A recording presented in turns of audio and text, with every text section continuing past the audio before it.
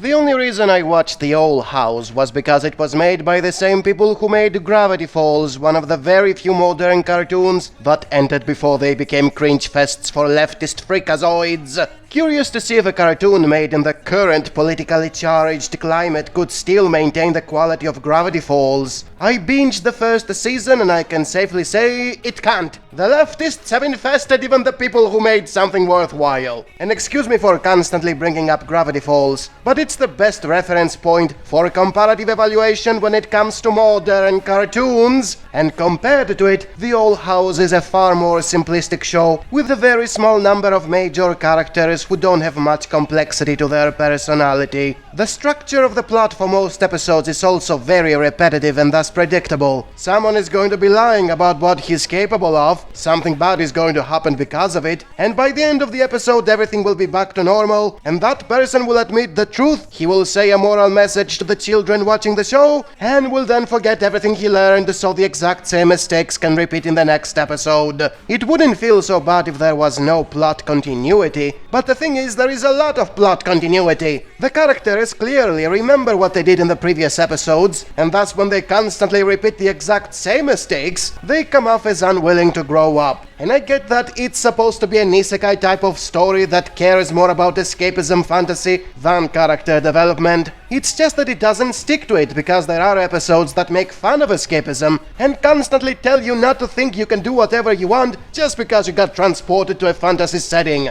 Episodes 2 and 11 are 10 out of 10 just for that. Unfortunately, that message is completely contradicted every time they validate the selfish and petty desires of the clearly immature and unwilling to change characters. And that is a shame because I was laughing a lot every time they were ridiculing the cliches of light novels and young adult books. The show would be so much better if it was only doing that, or at least if it never made fun of the cliches and then contradicted itself by being all about escapism. It would also be so much better if it didn't promote leftist bullshit messages that brainwash children into normalizing modern day nonsense. The heroine has a single mother and lives in a house with an unmarried lady that only has animals for friends and dresses like a she-male, and there is a teenage lesbian who hates her but eventually falls in love with her. It's She-Ra all over again. Thus, The Owl House is wasted potential. It doesn't stick to its own messages, it repeats itself too much, and has queer pandering. Modern cartoons are dead. Retro always wins.